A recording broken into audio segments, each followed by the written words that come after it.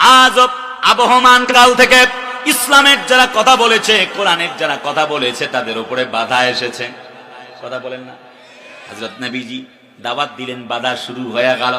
হযরত ওমর যখন কালেমা পড়েছেন, হযরত ওমর বলেন, ইয়া রাসূলুল্লাহ, কোরআন কি সত্য? নবী আপনি কি সত্য নাকি? হযরত নবীজি বললেন, না। ইয়া ওমর, হে বেটা ওমর, আমি তো নিশ্চয়ই আল্লাহর নবী, কোরআন তো আল্লাহর কিতাব। হযরত ওমর বললেন, আর তাহলে গোপন নয়, এখন থেকে আমি ওমর ঘোষণা দিয়ে দিলাম, এখন থেকে ওপেন আল্লাহর কোরআনের দাওয়াত দেওয়া হবে। জীবন যেতে পারে, একটি মুহূর্তের জন্য কোন শাসকের কাছে মাথা নত করা হবে না।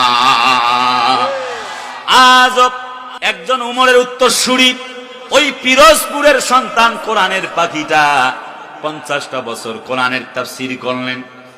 আমার পৃথিবীতে, আমার জমিনে, এই রাষ্ট্রে কেউ যদি ভালো চিকিৎসা বিজ্ঞানী হয়, ডাক্তার হয়, মাস্টার হয়, আমার রাষ্ট্র তাকে পুলিশ ভিসা দিয়ে বিদেশে ঘোরার জন্য পাঠায়।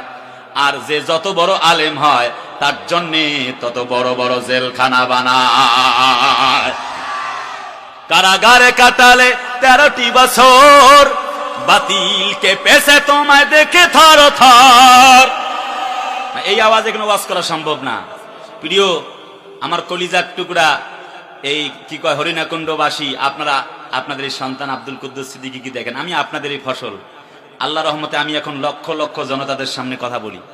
আপনাদের আওয়াজ না দেন তাহলে ওয়াজ করা সম্ভব হবে না। এটা আওয়াজ আছে তো আপনাদের?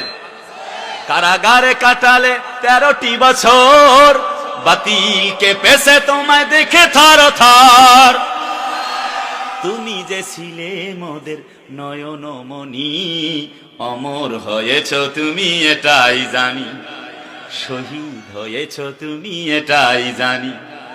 আল্লামা সাঈদী তুমি মরণি, শহীদ হয়েছ তুমি এটাই জানি। দেখা তো হবে না আর এই জীবনে, দেখা হবে জান্নাতে ফুল বাগানে। দেখা তো হবে না আর এই জীবনে, দেখা হবে জান্নাতে ফুল বাগানে। এই আশা কবুল করো আল্লাহ তুমি, অমর হয়েছ তুমি এটাই জানি, শহীদ হয়েছ তুমি এটাই জানি।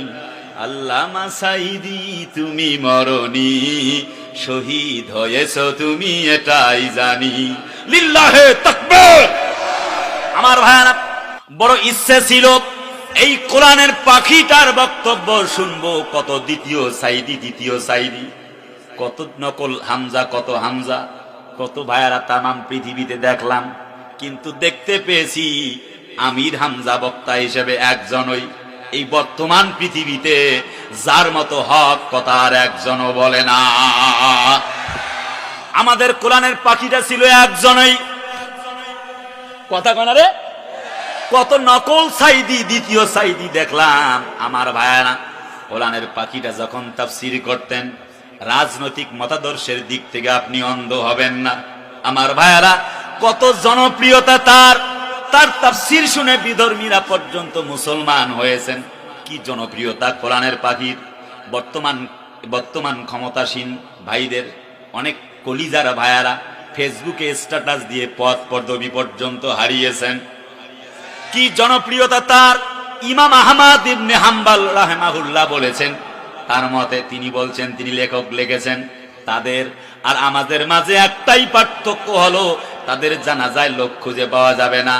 আর যারা কোরআন ওয়ালা, ইসলাম ওয়ালা, আল্লাহর দ্বীন ওয়ালা হবেন, তাদের জানাজায় লক্ষ লক্ষ মানুষের সমাগম হবে, জায়গা দেওয়া যাবে না।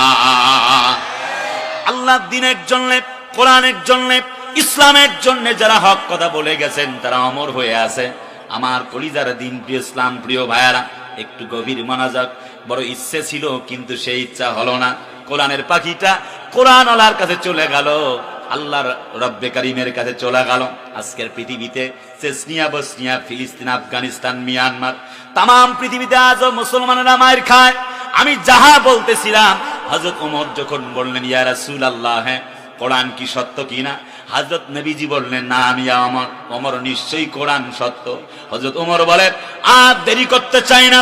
হযরত ওমর কালিমার ঝান্ডাবাহী পতাকাটা উড্ডীন করবার পরে সঙ্গীদেরকে বললেন, চলো আমার পেছনে পেছনে। হযরত ওমর যান সামনে সামনে। একটা আল্লাহু আকবারের নারায়ে তাকবীরের ধ্বনি দিয়ে হযরত ওমর যখন সামনের দিকে যায়, কাফের বেঈমানেরা ঘরের দরজা খুলে দেখতে পাচ্ছে, কে গো তুমি? আল্লাহু আকবারের তাকবীর দাও। বুঝতে পেরেছি আব্দুল্লাহর বেটা মুহাম্মদ খুব সম্ভব হবে। সবাই ছুরি খাপড় বিভিন্ন অস্ত্র শস্ত্র নিয়ে সামনের দিকে এগিয়ে যাওয়ার জন্য প্রস্তুতি গ্রহণ করছে। কিছুক্ষণের মধ্যে দেখতে পাচ্ছেন এটা তো বিশ্ব নবী, এটা তো হচ্ছে আব্দুল্লাহর বেটা মুহাম্মদ নয়। দেখতে পাচ্ছে একজন ব্যক্তি, সিংহ ওমর। চিল্লায় কন্যা সুবহানাল্লাহ। কাফের বেঈমানেরা বলে, লাত মানাত উজ্জার কসম করে বলি আর সামনের দিকে যেও না। যদি তোমরা যাও, আল্লাহে তাল্লাহে বিল্লাহে, আল্লাহর কসম তোমরা কল্লা নিয়ে বাড়িতে ফিরতে পারবা না। আজব আজব, কয়েকজন ওমর যদি এই বাংলার জমিন থেকে বের হতে পারত, আল্লাহর কসম আসাদ নূরের গোষ্ঠী তসলিমা নাসরিনরা আজ নবীর বিরুদ্ধে কথা বলবার সাহস পেত না। ভাইরা আমার, কে কোন দল করেন আমি জানতে চাই না, তবে হকের পক্ষে আমাকে কথা বলাই লাগবে। কথা বলেন না কেন? যে আলেম হকের পক্ষে, মজলুম আলেমদের পক্ষে কথা বলে না, সে আলেম না। বেটা আমাদের যায় বাড়ি পোড়া, আর তাহিরি মার্কা আলেমরা খাচ্ছে আলু পোড়া। যে আলেম শায়েখ মাদানি বিভিন্ন নাম দেখ, যত বড় শায়েখ হোক, যত বড় বুজুর্গ হোক, যদি মজলুম আলেমদের পক্ষে, ফিলিস্তিনি কাশ্মীরি মুসলমানদের পক্ষে যদি কথা না বলে, আল্লাহর কসম সে আলেমের ওয়াজ পর্যন্ত শোনা জায়েজ নাই, জায়েজ নাই, জায়েজ নাই।